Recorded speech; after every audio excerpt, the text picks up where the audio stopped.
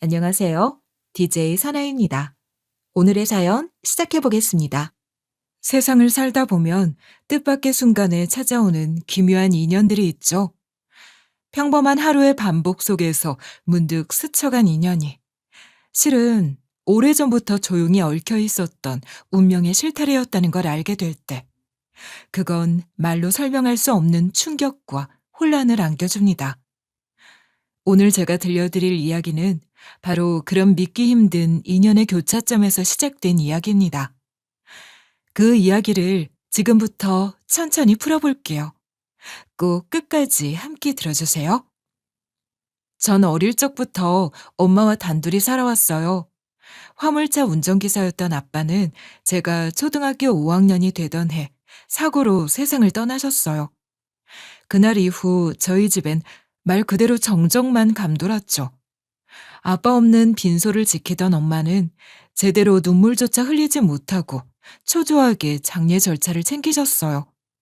오히려 저보다 더 침착한 얼굴이었는데 어린 마음에도 그 모습이 이상하게 낯설고 기묘했던 기억이 나요. 엄마는 그날 이후 아무리 힘들고 지치는 일이 있어도 절대 울지 않으셨어요. 아마 제 앞에서는 울 수 없었겠죠. 그저 저 하나 지키겠다는 마음 하나로 뭐든 꾹 참고 견디셨을 거예요. 엄마는 어떻게든 절 키우겠다는 일념으로 닥치는 대로 일하셨어요. 처음엔 봉제 공장에서 제단사로 일하셨는데 하루에 12시간 이상 바느질을 하니 손목이 나만할 리가 없었죠. 엄마, 오늘도 약 먹었어? 먹었지. 괜히 걱정 마. 아니, 손목 계속 아프면 쉬어야지. 왜 자꾸 바느질을 해? 가만히 앉아있으면 밥이 나와? 그래도 내가 뭘 해야 너 학원도 보내고 남들만큼이라도 밥도 먹고 살지. 엄마는 쉬지도 못한 채 공장에서 일하고 동네 아주머니들 옷을 고쳐주거나 시장 원단으로 옷을 만들어 팔았어요. 그런 엄마 덕분에 저희는 겨우겨우 살았고 다세대 반지하에서 비 맞은 벽을 걸레로 훔치며 지냈어요. 곰팡이가 번지는 걸 막으려 비 올 때마다 집안을 돌아다니며 벽을 닦는 게 저희 일과였죠. 그런 속에서도 엄마는 늘 말하셨어요. 비루하고 없는 살림이어도 사람은 부끄럽지 않게 살아야 돼. 가진 게 없으면 더 조심하고 더 성실해야 되는 거야. 가진 거 없다고 남의 것 탐내고 욕심 부리다간 추해지기 십상이니까. 그 말은 제게 평생 각인된 가치관이 되었어요. 그래서 저도 없는 형편이지만 내 손으로 내 몫을 살아내자는 마음으로 악착같이 살았던 것 같아요. 실업계 고등학교를 나온 전 졸업하자마자 간호조무사 자격증을 따겠다고 결심했어요. 간호사가 되기엔 투자해야 할 시간이 사치였고 일단 최대한 빨리 일을 시작해야 했거든요. 그렇게 실습도 하고 밤엔 알바도 하며 하루빨리 생활 전선에 뛰어들기 위해 아등바등하던 시기였죠. 그렇게 숨가쁘게 지내던 어느 날이었어요. 병원 실습 중 무릎 수술로 입원해 있는 한 남자를 알게 됐어요. 남편이었죠. 병실에 늘 조용히 기대앉아 책을 읽곤 하던 사람이었는데 이상하게 그 환자 모습이 눈에 자꾸 밟히더라고요. 뭔가 진중한 느낌이 묻어나는 문학 청년 같달까? 나중에 알고 보니 저한테 잘 보이려고 일부러 책 들고 읽는 척 한 거였단 걸 알았지만 말이에요. 이 얘기 저 얘기 나누며 서로 조금씩 가까워지다가 퇴원할 무렵 남편은 저한테 연락처를 내밀었고 그렇게 시작된 인연은 자연스럽게 연애로 이어졌죠. 연애 중간중간 다투기도 했고 제 일과 남편의 사정 때문에 멀어질 뻔한 순간도 있었지만 우리는 서로를 끝내 놓지 않았어요. 그리고 그렇게 결혼까지 이어지게 됐죠. 저희 시간은 오랫동안 가족 사진관을 운영하고 있었어요. 시부는 오래 카메라를 만지던 분이셨고 말 그대로 사진 한 장에도 철학을 담으시는 분이었죠. 초점 하나, 프레임 하나 허투루 넘어가는 법이 없었고 수십 년 경력에서 우러나오는 손맛이 그대로 사진에 담겼어요. 그런 시부 밑에서 남편도 자연스레 사진을 배우게 되었고 웨딩 촬영부터 학교 앨범, 유치원 행사, 졸업사진까지 출장 다니며 촬영과 편집을 맡고 있었어요. 시모는 예약 상담을 받고 앨범을 정리하고 손님 응대를 하셨고요. 사진관은 동네에서 제법 잘 알려진 곳이었고 돌잔치며 칠순잔치며 크고 작은 행사들도 꾸준히 들어왔죠. 시부모 두 분이 워낙 정이 많은 분들이라 그런지 한번 일을 하고 나면 여기저기서 입소문을 많이 내줘서 일이 점점 늘어나더라고요. 어머님, 계속 눈 침침해 하시는 것 같아요. 안과 가보셨어요? 글쎄 말이다. 그렇지 않아도 그래서 말인데, 너 시간 괜찮으면 사중간 좀 도와줄 수 있을까?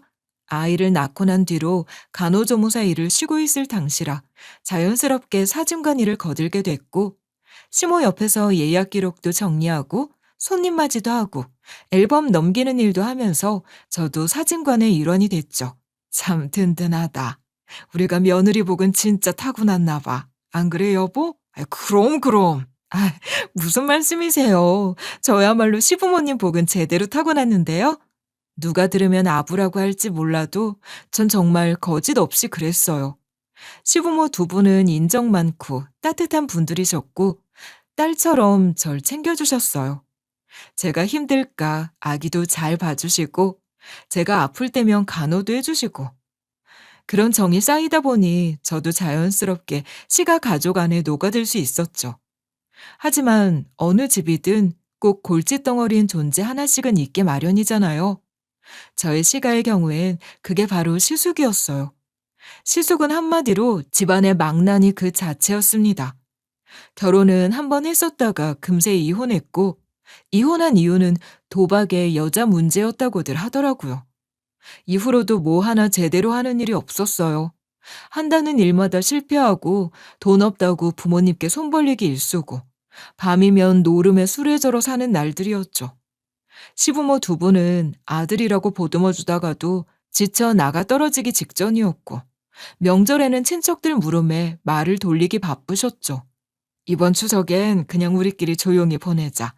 괜히 그놈 오면 또 머리 아프다. 그래도 느닷없이 나타나는 게 문제지.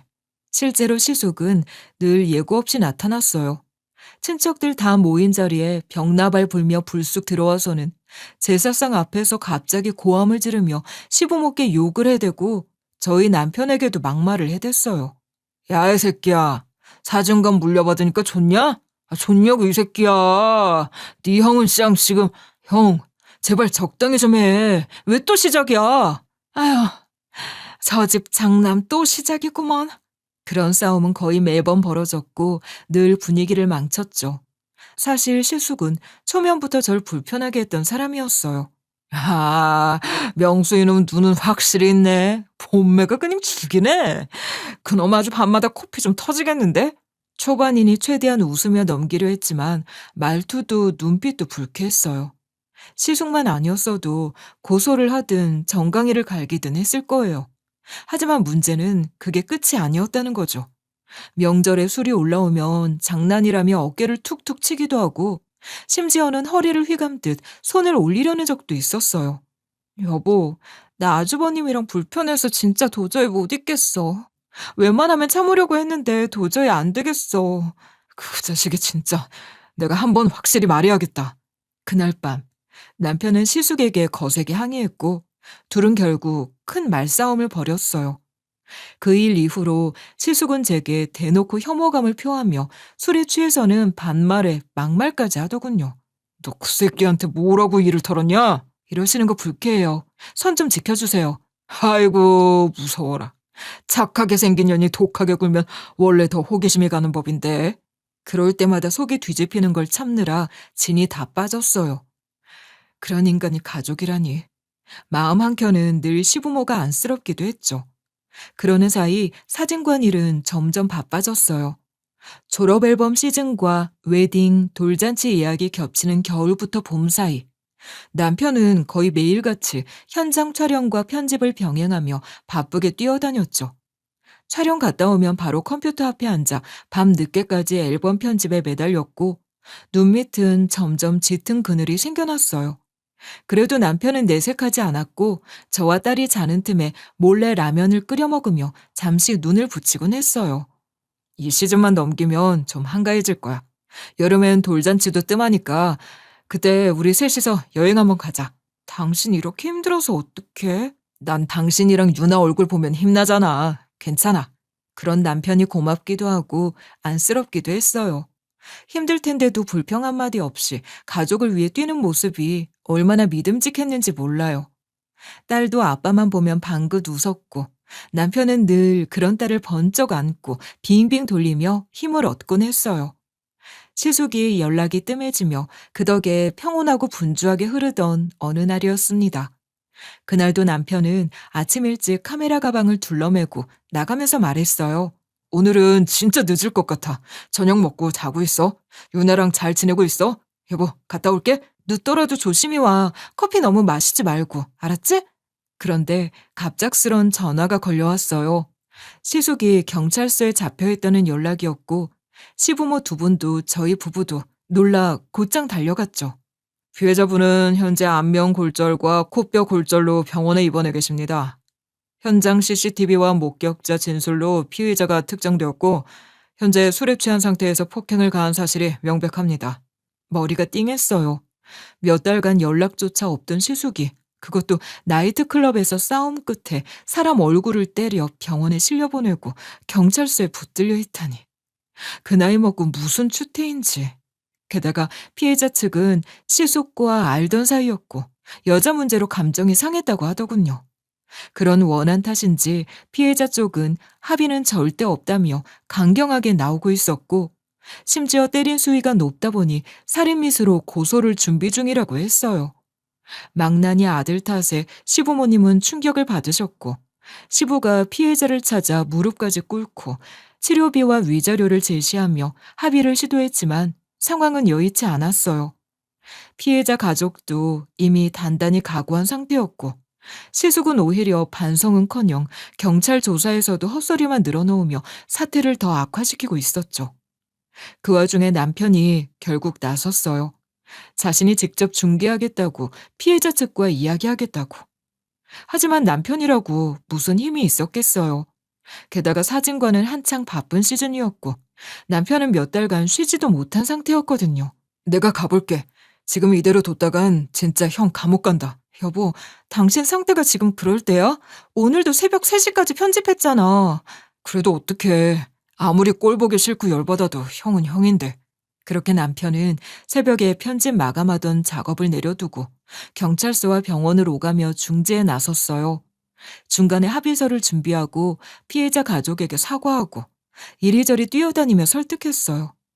밤이 되어서야 겨우 집에 돌아왔고 돌아온 얼굴은 피로로 잿빛이 돼 있었죠. 당신 진짜 너무 힘들어 보인다. 괜찮아? 괜찮아. 일단 좀 씻고 나올게. 이 말만 남긴 채 남편은 욕실로 들어갔고 저는 딸에게 우유를 먹이며 식사를 차려두고 기다렸어요. 그런데 시간이 이상하게 길어졌어요. 물소리가 멈춘 지 꽤 지났는데도 남편이 나오지 않았죠.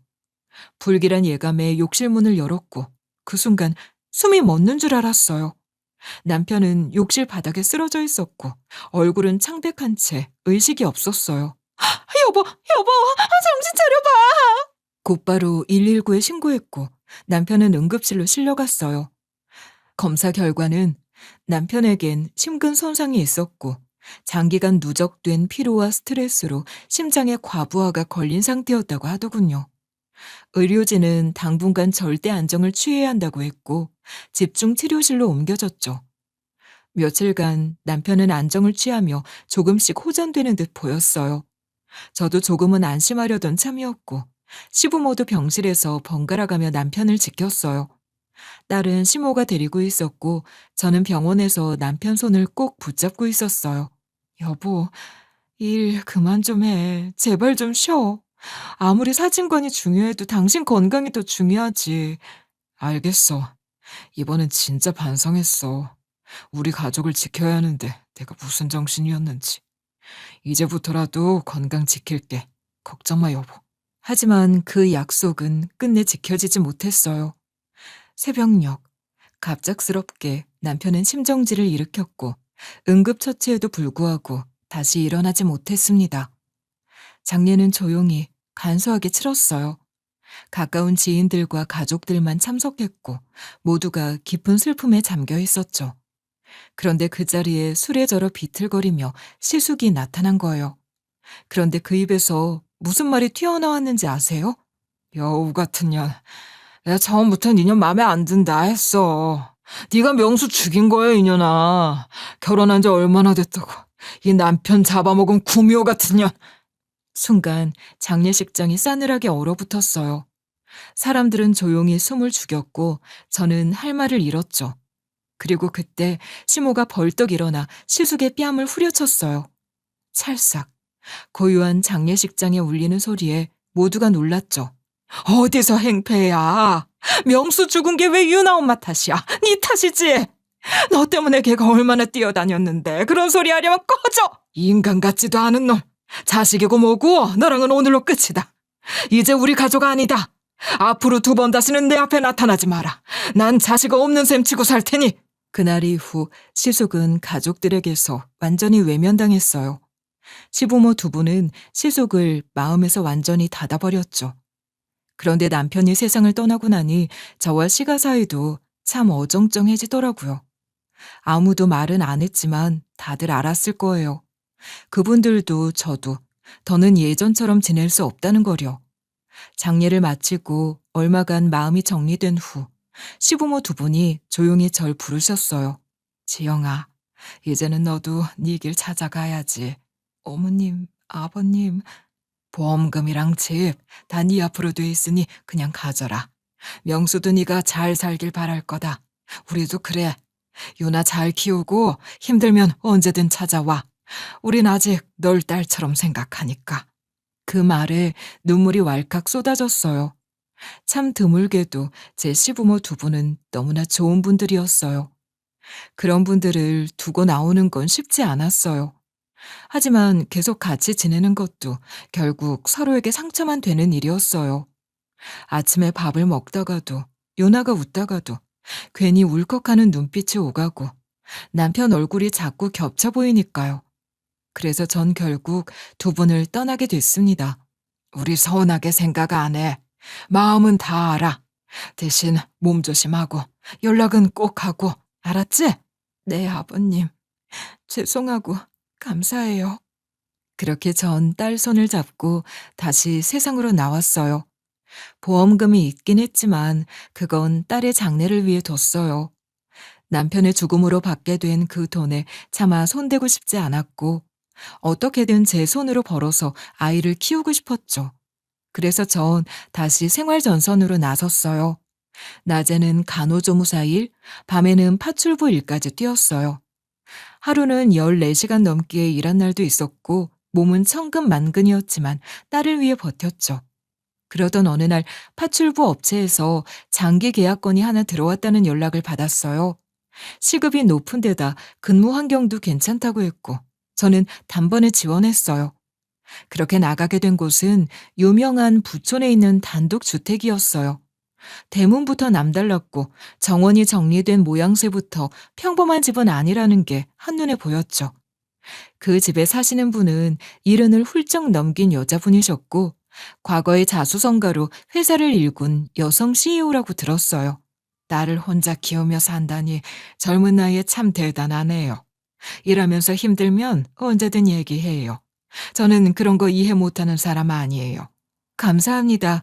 그렇게 말씀해 주시니 정말 너무 감사드려요. 내가 엄마랑 고향이 같다더니 어쩐지 낯이 익더라고요. 내가 괜히 정이 가네요. 그렇게 시작한 인연이 1년, 2년, 그리고 어느덧 10년이 됐어요. 회장님은 제가 사정이 생기면 기꺼이 쉬게 해주셨고 유나가 아플 땐 약값까지 챙겨주신 적도 있었어요. 때로는 같이 밥을 먹으며 이런저런 이야기를 나누기도 했고 명절이 되면 조용히 봉투를 쥐어주시기도 했어요. 회장님은 저희 엄마처럼 정 많은 분이셨어요. 더구나 또 공교롭게도 저희 엄마와 고향이 같으시더라고요. 작은 소도시인데 고향이 같아 더욱 특별하고 친근하게 느껴졌던 것 같아요. 그렇게 세월이 흘렀고 딸은 제법 자라 학교에 다니기 시작했어요. 전 하루하루가 고맙고 또 평화롭다고 느꼈어요. 그러던 어느 날이었습니다. 언제부턴가 이상한 일이 시작됐어요. 낯선 번호로 메시지가 오기 시작한 거였죠. 처음엔 별 생각 없이 넘겼는데 메시지 내용이 점점 이상해지더라고요. 묘하게 불쾌한 메시지들. 그때부터 퇴근길엔 괜히 뒤를 돌아보게 됐어요. 그러다 하루는 마트에서 장을 보다가 정말 믿기지 않는 사람과 마주쳤어요. 10년 전 본 후 다시 마주칠 거라 생각조차 못하고 살았던, 저와 제 남편을 장례식장에서 조롱하고 난동을 부렸던 그 사람, 시숙이었죠. 내 동생 보험금으로 뭐 했냐? 우리 부모는 너한테 그 돈 다 줬다지만 난 그 꼴 못 보겠는데? 지금 무슨 말을 하는 거예요? 갑자기 나타나서? 너 그 돈 꿀꺽 삼키고 이 동네에서 과거 싹 씻고 잘 살고 있더라. 네가 그 돈 갖고 잘 살면 내 기분이 어떨 것 같냐? 못 갖겠지? 그건 제 앞으로 된 보험금이에요. 시부모님도 다 주신 거고 그분들도 아무 말씀 없으셨어요. 그래, 그 인간들은 그럴 수 있지. 그래도 난 아니거든. 지금 협박하시는 거예요? 한 번만 더 이런 식으로 나오면 경찰에 신고할 거예요? 당장 가요. 다시는 내 앞에 나타나지 마요. 전 위협까지 느끼며 자리를 피했지만 문제는 그 다음부터였어요. 시숙은 계속해서 다른 번호로 문자를 보내고 메신저로 음성 메시지를 남기고 심지어는 새벽에 집 앞에 와서 벨을 누르기도 했어요. 무섭고 화가 나기도 했지만 그보다 더 두려운 건 혹시라도 우리 딸에게 무슨 피해가 생기진 않을까 하는 불안이었어요. 그러던 어느 날이었어요. 택배 하나가 도착했기에 별 생각 없이 열어보니 안에 들어있던 건 날카롭게 날이 선 주방용 도구 하나와 함께 손글씨로 쓴 쪽지였어요. 도둑년. 딱 그 세 글자만 적혀 있었지만 전 곧바로 의도를 알 수 있었어요. 손이 떨려 주저앉고 말았습니다. 경찰에 신고해야 할까 고민했지만 고민은 곧 망설임으로 바뀌었어요. 시부모 두 분 때문에요. 시부모 두 분은 딸 때문에 가끔 뵙고 살았는데 가뜩이나 건강도 안 좋아지시고 형편이 좋지 않으셨거든요. 거기다 걱정을 더 얹어드리는 게 맞나 싶더라고요. 게다가 제가 가진 증거는 대부분 메신저였고 대화방은 일정 시간 후에 사라지도록 설정돼 있었어요. 캡처를 하기도 전에 메시지가 지워지는 경우도 많았고요. 무언가를 남기기엔 역부족이었고 결정적으로 전 그 사람과 다시 마주치는 일 자체가 싫었어요. 경찰서를 들락거리고 진술하고 시부모님 귀에까지 이 소식이 들어가는 게 너무 싫었죠. 그래서 할 수 있는 한 일단 모든 연락처를 차단했어요.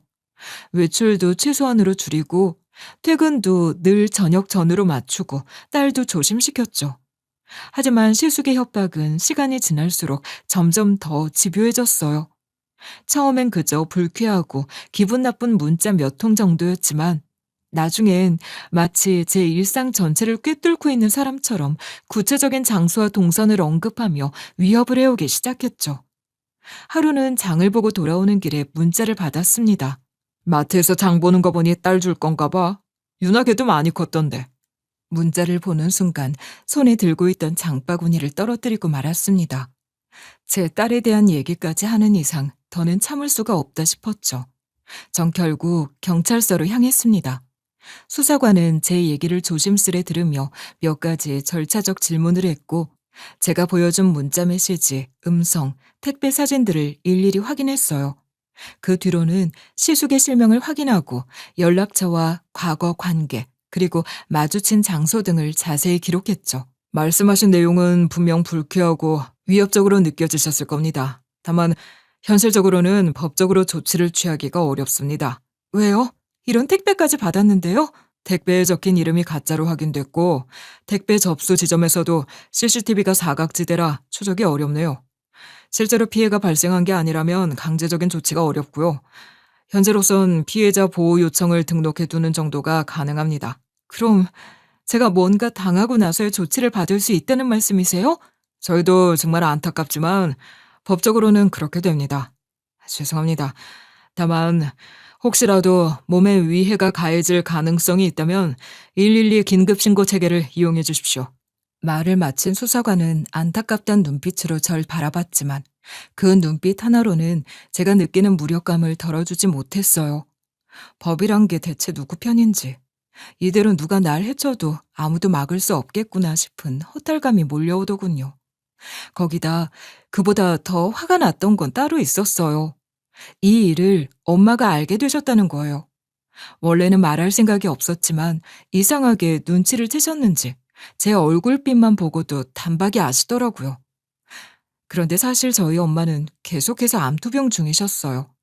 몇 년 전부터 경과를 지켜보던 상태였고, 최근 들어 조금씩 증세가 악화되고 있었죠. 항암 치료로 체력이 떨어지셨고, 자주 피를 토하거나 식사를 거의 못 하셨어요.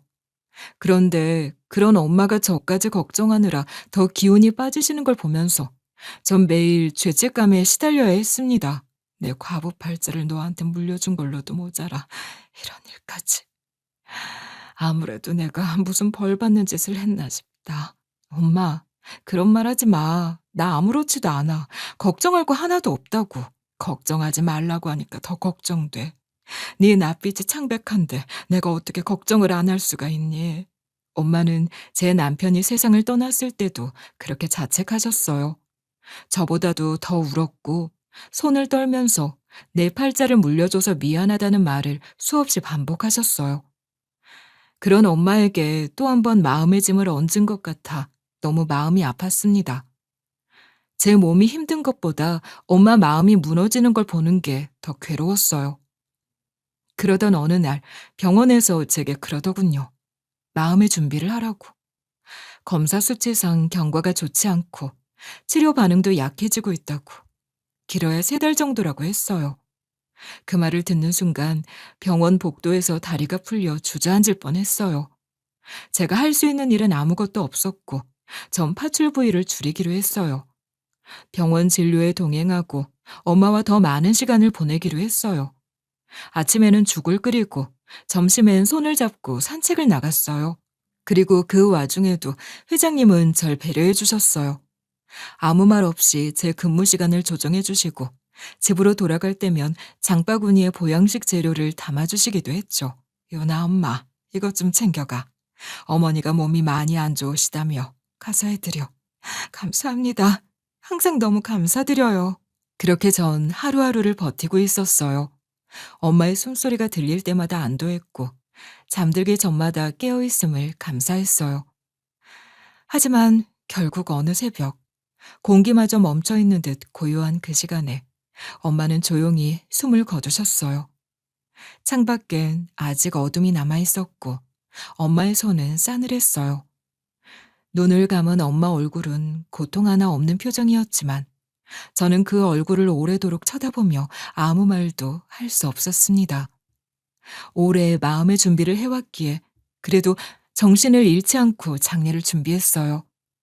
그리고 늘 제가 엄마를 챙기도록 배려해 주신 회장님께만은 정중히 부고를 전하고 싶다는 마음이 들었어요.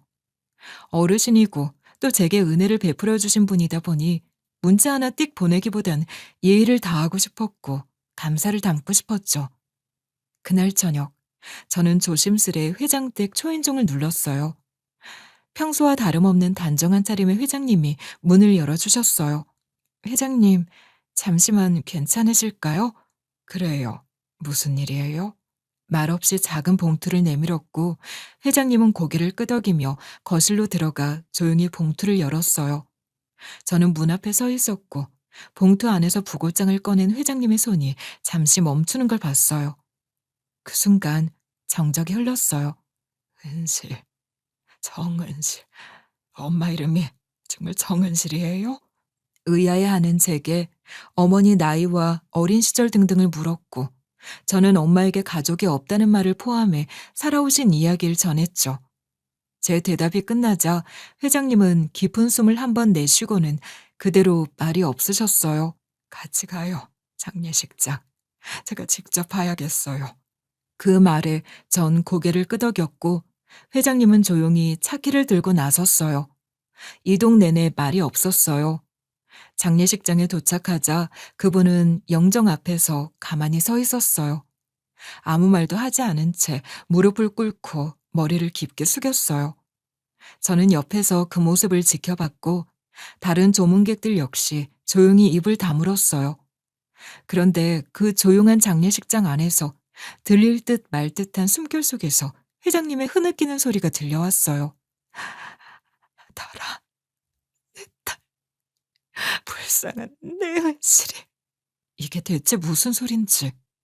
그 말에 전 숨이 멎는 것 같았어요. 입을 벌린 채 대체 무슨 소리인가 싶어 그분을 바라봤고, 회장님은 영정을 한참 바라보다가 조용히 일어나시며 절 따로 부르셨어요. 장례식장 옆 조용한 접견실. 커튼 하나로 외부와 나누어진 작은 공간에서 마주 앉았습니다. 그 이름, 그 얼굴. 은실이는 내가 오래도록 찾았던 내 딸이에요. 그게 대체 전 무슨 말씀인지 도무지 이해가 안 가요. 난 젊은 시절에 원치 않게 아이를 가졌어요. 그땐 지금보다 훨씬 더 답답하고 무서운 시대였고, 나 혼자 그 상황을 감당하기엔 너무 어렸어요. 부모님께 말씀드렸을 때 날 보는 눈빛이 잊히질 않아요. 결국 아이는 낳자마자 빼앗겼죠. 네? 그럼 설마 처음엔 아이가 죽었다고 들었어요. 우리 부모님은 제 아이가 태어나던 날 밤 그렇게 말했어요. 아이를 못 살렸다고. 난 그 말을 믿었고 그렇게 믿고 살아야만 했어요.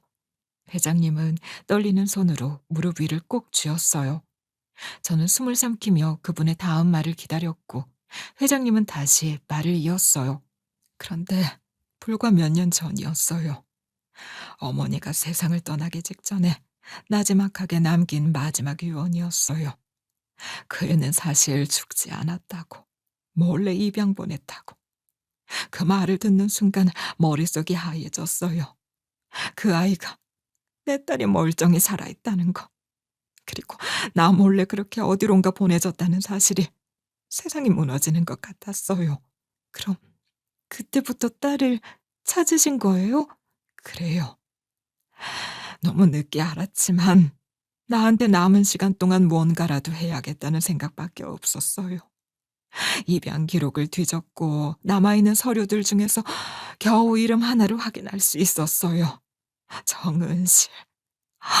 세상에, 어떻게 이런. 그래도 확신은 없었어요. 단지 이름만 같을 수도 있으니까.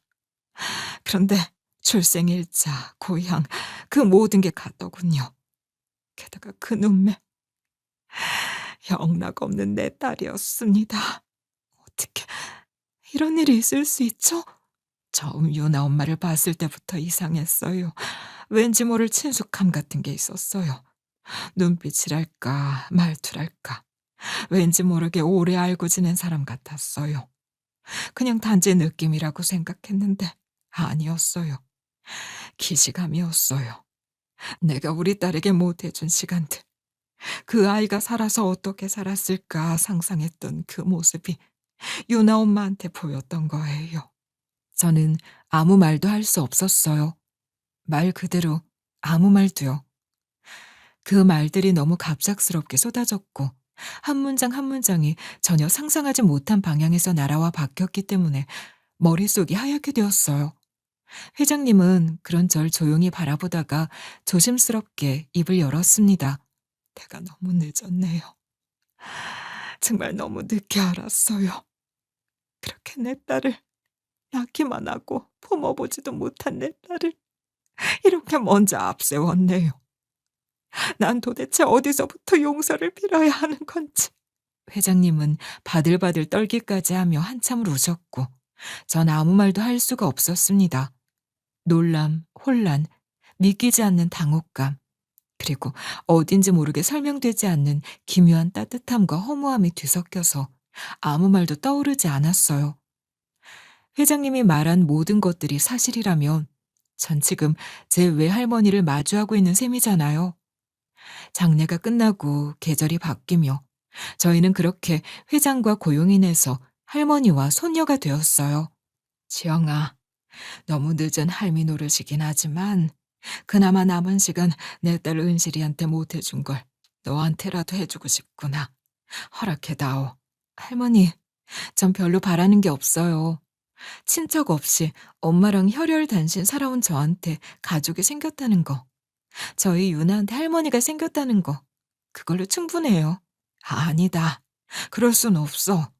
네가 원치 않는다고 돈을 주거나 집을 사주겠다는 식의 그런 일회성 도움에 그치게 하고 싶진 않다. 네가 더 유나 엄마로 당당히 인생의 기반을 다져나갈 수 있게 도우마. 그러면서 할머니는 본인 이름으로 설립하려는 여성들을 위한 직업훈련재단의 실무 운영을 맡아달라고 제안하셨어요. 아이 키우며 일하고 아픈 어머니 간호하며 살아온 저만큼 여성들의 일자리의 중요함을 잘 아는 사람이 또 있겠냐며. 그렇게 고민 끝에 전 그 일을 맡기로 했어요. 할머니, 저 그 일 맡아볼게요. 많이 부족하겠지만 최선을 다해볼게요. 그래, 고맙다. 고마워, 내 손주, 내 새끼. 그 이후 저는 할머니와 자주 연락을 주고받게 되었고, 파출부로 드나들던 그 집엔 이제 자연스레 가족처럼 드나들게 되었어요. 저희 딸도 참 예뻐해 주셨고요. 그렇게 조용한 평화가 조금씩 제 삶에 다시 스며드는 듯 했어요. 그런데 그런 고요를 깨뜨리는 일은 늘 그렇듯 예고 없이 찾아오더라고요. 왜, 오랜만이야? 당장 돌아가세요. 경찰 부르기 전에요. 경찰? 내가 뭘 했다고. 난 그냥 인사하러 온 거야. 내 동생 보험금이랑 집까지 다 꿀꺽 삼킨 사람이 너무 잘 사니까 내가 괜히 궁금해서 얼마나 잘 사나 싶어서 말이야. 경고했어요. 한 번만 더 이런 식으로 찾아오면 바로 고소할 거예요? 고소? 웃기고 있네. 네가 그럴 까매나 되냐? 그런데 그 장면을 할머니가 목격해버리신 거예요. 결국 그날 밤 전 할머니 앞에 앉아 시숙과 있었던 일들, 그간 협박당했던 모든 이야기를 조심스레 꺼냈어요. 말하다가 목이 메고 눈물이 고이기도 했지만 할머니는 한마디도 끼어들지 않으셨어요. 그저 고개를 끄덕이며 다 듣고 난 뒤 단호한 목소리로 말씀하셨어요. 그런 일을 왜 나한테 말하지 않았니? 한동안 잠잠해서 이제 안 올 줄 알았어요. 가만 놔둬서는 안 될 놈이구나. 넌 아무것도 할 거 없다. 내가 알아서 하마. 그날 이후 할머니는 사내 전속 변호사를 통해 시숙에 대한 조사와 자료 수집을 본격적으로 시작하셨어요. 일은 빠르게 흘러갔어요. 처음엔 단순 협박 정도에 그칠 줄 알았던 게 조사 결과를 통해 하나둘 밝혀지기 시작하면서 예상보다 훨씬 더 깊고 지독한 진흙탕이라는 게 드러났죠. 그 인간은 이미 예전부터 수억 원대의 사채 빚을 지고 있었고 도박판에서 진 돈을 메우겠다며 지인들에게 사기를 쳐왔더군요. 그중에는 본인 명의로 신용대출을 받은 후 대부업체에 넘긴 일도 있었고 투자금 명목으로 돈을 받아놓고선 연락을 끊은 경우도 있었죠. 더 충격적인 건 그 돈을 끌어다 쓰면서도 시부모 몰래 사진관 공금까지 손을 댔다는 사실이었어요. 시부가 촬영 나온 사이 몰래 매출 현금을 빼돌리고 납품업체 결제용 계좌를 임의로 바꿔 착보까지 했더라고요. 그게 누적되면서 정산이 어그러졌고 결국 거래처 몇 군데가 끊기며 운영이 어려워졌던 겁니다. 그러니 사진관 문을 닫은 것도 어쩌면 당연한 수순이었던 거고요. 그 사실을 알게 된 날 전 밤새 잠을 이루지 못했어요. 눈을 감으면 사진관에서 웃으며 저희 딸 사진을 정리해 주시던 시모의 얼굴이 떠오르고 항상 다정하게 커피를 타주시던 시부의 모습이 겹쳐졌어요. 그분들이 제게 얼마나 따뜻한 분들이었는지, 저와 우리 아이를 얼마나 아껴주셨는지를 생각하면 도저히 그 꼴을 두고 볼 수가 없었습니다. 며칠을 망설이다가 전 결국 할머니에게 말씀드렸어요. 할머니, 제가 이런 말씀 드려도 될지 모르겠는데요. 혹시 저희 시부모 두 분을 좀 도와주실 수 있을까요? 그분들 정말 제게 가족 같은 분들이었어요. 아들 잃고 손녀도 못 보는 신세가 되셨는데 사진관까지 그렇게 망하고 지금 생활고에 시달리고 계세요. 제가 도울 수만 있다면야 당장이라도 뭐든 하겠는데 지금은 저도 상황이 여의치가 않아서요. 부탁드려요. 다시 그분들이 사진관 문을 열 수 있도록 기반이라도 좀. 그래. 널 많이 보살펴 주신 분들이니 내가 도와야지. 당연히 그래야지. 그 다음 날부터 할머니의 실무팀이 조용히 움직이기 시작했어요. 시부모 두 분께는 소형 상가 건물의 임대계약 보증금 일부를 지원했고 낡아 빠졌던 장비들도 할머니 쪽 인맥을 통해 중고지만 상태 좋은 제품들로 교체할 수 있었어요. 내부 인테리어도 기본 공정만 새로 정리해서 깔끔하게 정돈해드렸고요. 두 분은 처음엔 한사코 받지 않으시겠다고 하셨어요. 그런 큰 도움을 받을 자격이 없다면서요. 하지만 제가 직접 찾아뵙고 두 분을 설득했죠. 어머님, 아버님, 제발 받으세요. 두 분은 저한테 부모님이세요. 그리고 명수 씨 그렇게 되고 늘 마음이 걸렸어요. 조금이나마 갚는 거라고 생각해 주세요. 어쩜, 어떻게 우리가 이걸 받아주세요. 안 그러면 저 정말 죄책감에 평생을 시달릴 거예요. 결국 두 분은 눈시울을 붉히며 고개를 끄덕이셨어요. 그리고 얼마 지나지 않아 동네에는 다시 사진관 간판이 올라갔습니다. 시부는 다시 카메라를 들었고 시모는 예전처럼 예약 수첩을 정리하며 손님을 맞기 시작하셨죠. 고맙다. 정말 고맙다. 진짜 고맙다는 말밖에 할 수가 없네. 우리 이렇게 다시 사진관 열 수 있게 된 거 다니 덕이야. 유나랑 이번 주말에 꼭 놀러와. 어? 그리고 할머님께도 꼭 감사를 전해다오. 한편 할머니 측 법무팀이 확보한 자료는 놀라울 정도로 방대했어요. 할머니 댁 앞 CCTV에는 시숙이 절 따라와 소리를 지르며 위협하는 장면이 고스란히 담겨 있었고 그날 제가 받은 협박성 메시지들 역시 포렌식 복원으로 모두 되살려졌어요. 손댈 수 없을 줄 알았던 삭제된 음성 메시지까지도 말이에요. 뿐만 아니라 과거 투자 사기와 관련된 사건까지 추적했더니 그 과정에서 피해를 본 이들이 무려 6명이나 나왔습니다. 그중에는 생계를 위협받는 자영업자도 있었고 병원비를 모으다 돈을 떼인 청년도 있었어요. 다들 시숙이 안정적인 단기 수익을 미끼로 속여 투자금을 끌어모았다가 그대로 증발시킨 피해자들이었죠. 그렇게 수사 자료가 한데 모이고 고소장이 접수됐습니다. 전 경찰서에 단 한 번도 가지 않아도 되도록 할머니와 법무팀이 모든 일정을 대리 처리해 주셨어요. 출석, 진술, 문서 처리까지 전부 말이죠. 결국 시숙은 협박, 명예훼손, 사기 혐의로 정식 기소됐고 재판에서도 명백한 증거와 진술 앞에 별다른 항변을 하지 못했어요. 시숙은 보석이 불가능한 4년 6개월형을 선고받았죠. 그 결과를 보고야 이제야 비로소 끝이 났다는 안도감이 가슴 깊이 밀려왔습니다. 오랜 시간 절 올감했던 공포와 분노, 그리고 불안이라는 이름의 족쇄가 풀리는 순간이었죠. 지금의 전 더 이상 생존만을 위해 허덕이며 사는 사람이 아닙니다. 과거에는 그저 하루를 버티는 게 목적이었던 시절도 있었고 일용직 파출부로 일하며 오늘 하루 벌어 오늘 저녁을 고민했던 적도 있었지만 지금은 달라졌어요.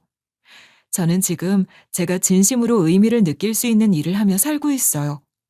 재단에서 정식으로 일하게 된 후 저는 저소득층 여성들을 위한 프로그램의 운영을 맡게 됐어요. 홀로 아이를 키우는 여성, 중장년의 재취업 희망자, 기술은 있지만 기회가 없던 많은 여성들을 위한 프로그램이죠. 그분들이 다시 일어설 수 있도록 돕는 일을 제가 직접 기획하고 또 현장에서 함께 뛰어 만들어 나가고 있다는 사실이 너무 자랑스럽습니다. 단순히 도움을 주는 입장이 아니라 함께 일하고 함께 고민하고 함께 나아가는 동료로서 존재할 수 있다는 게요. 물론 여전히 바쁜 건 마찬가지예요. 회의가 있는 날이면 새벽부터 일어나 도시락을 싸고 딸아이 등교 준비까지 마치고 회사로 출근해야 하죠. 기획안 작성의 마감까지 겹치면 퇴근은 늦어지고 딸아이랑 저녁을 제대로 못 먹는 날도 있어요. 그래도 이상하게 마음은 참 행복해요. 왜냐하면 지금 이 삶에는 방향이 있고 의미가 있고 매일매일 조금씩 나아지고 있다는 실감이 있으니까요. 중학생이 된 저희 딸도 많이 자랐어요. 언젠가부터 제 키를 넘어서더니 요즘은 스스로 알아서 숙제도 하고 저보다 먼저 저녁 식탁을 차려주기도 하죠. 유나야, 오늘 반찬 다 못 챙겨놨는데 어떡하지? 엄마, 냉장고에 어제 남은 불고기 있어서 그거 데웠어. 국도 끓여놨고. 아니, 우리 딸 언제 이렇게 컸대? 진짜 다 컸네? 나 엄마보다 더 큰 지 좀 됐거든? 너 엄마를 놀려? 딸과 걱정 없이 농담을 주고받으며 웃을 수 있게 된 지금이 전 너무 소중해요. 바쁘게 돌아가는 하루 속에서도 저희는 둘만의 평화로운 일상을 만들어가고 있어요. 주말에는 가까운 공원에 가서 둘이 나란히 앉아 아이스크림을 먹기도 하고 집 근처 서점에서 책을 함께 고르며 시간을 보내기도 합니다. 예전에는 꿈도 꾸지 못했던 평범한 여유가 지금은 우리 삶의 일부가 되어 있는 거죠. 시부모 두 분도 노년을 성실하게 살아가고 계세요. 다시 열게 된 사진관은 규모는 작지만 동네에서 입소문을 타며 손님이 끊이지 않고 두 분 모두 한층 표정이 밝아지셨죠. 그리고 얼마 전엔 제가 제안해서 아주 특별한 사진을 남겼어요. 저와 할머니 그리고 저희 딸이 함께한 가족 사진이었죠. 시부가 직접 카메라를 잡으셨고 시모가 조명과 구도를 봐주셨습니다. 자, 고개 살짝만 돌려봐. 유나는 살짝 더 웃어주고. 할머니 표정 아주 좋습니다. 그날 촬영된 사진은 지금 저희 집 거실 벽에 걸려 있어요. 볼 때마다 마음이 따뜻해지고는 하죠. 그리고 시숙은 이제 감옥살이를 하고 있어요. 법정에서조차 뻔뻔하게 굴던 시숙은 구속된 뒤에도 반성은커녕 염치도 없이 시부모에게 편지를 보냈더라고요. 반성문이라기보단 제발 한 번만 봐달라는 읍소에 가까운 내용이었대요. 형량을 조금이라도 줄이기 위한 마지막 발악처럼 보였죠. 하지만 시부모 두 분은 그 편지를 뜯어보지도 않으셨어요. 시모는 편지 봉투를 손에 쥐고 한참을 가만히 서 계시다가 그냥 구겨버리셨죠. 볼 필요도 없고 볼 마음도 없어. 그놈이 뭐? 반성한다고? 웃기지 마. 반성할 놈이었으면 그 지경까지 안 갔지. 그래. 이제 우린 그놈 절대 자식이라고 생각 안 한다. 우리에겐 지영이랑 유나가 가족이지. 그놈은 이제 우리랑 아무 상관없어. 그놈은 스스로 우릴 떠난 거야. 우린 더 이상 그놈한테서 아무것도 듣고 싶지도 않고 생각하고 싶지도 않아. 그러니 걱정 말아라, 지영아. 그 말 속에는 분노를 넘어선 깊은 상실감과 체념이 담겨 있었어요. 시부모 두 분은 한때는 미우나 고우나 자식이라고 마음 한구석엔 아들 걱정을 버리지 못하고 계시는 걸 저도 알았어요. 하지만 평생 지탱해온 사진관마저 잃게 만들고 감옥에 들어간 아들을 보며 이제는 정말로 끝을 내신 거예요. 그 편지를 계기로 두 분은 더는 흔들리지 않기로 단단히 마음을 굳히신 듯 했어요. 지영아, 네가 아니었으면 우리 여기까지 못 버텼어. 너랑 유나가 우리 진짜 가족이야. 그놈 생각 따윈 이제 하고 싶지도 않아.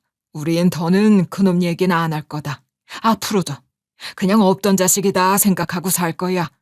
그날 밤, 전 시부모의 말을 곱씹으며 마음 한켠이 무거우면서도 시원했어요.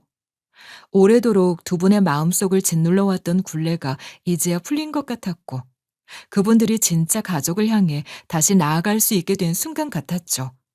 그렇게 저희는 피만큼 진한 정으로 또 한 번 다시 가족이 된 듯합니다. 어머니가 세상을 떠난 자리에서 저는 또 다른 한 사람을 만났고 그 인연은 제 인생의 방향을 완전히 바꿔놓았어요. 모든 것이 너무 우연 같아서 믿기 어려웠지만 돌이켜보면 어쩌면 이미 그 모든 건 오래전부터 정해져 있었던 일 같기도 해요. 할머니 덕에 전 모든 걸 딛고 다시 일어설 수 있었어요. 억울함으로 시작된 지난 시간들이 이제는 고요한 평온으로 바뀌었고 전 더 이상 피해자도 외로운 사람도 아니에요. 누군가의 과거가 또 다른 누군가의 현재와 미래를 바꿀 수 있다는 것. 그리고 우리가 맺는 관계들이 단순한 우연을 넘어선 깊은 울림이 될 수 있다는 걸 저는 이 이야기를 통해 전하고 싶었습니다. 이제는 제가 받은 그 마음을 또 다른 누군가에게 나눌 차례겠죠.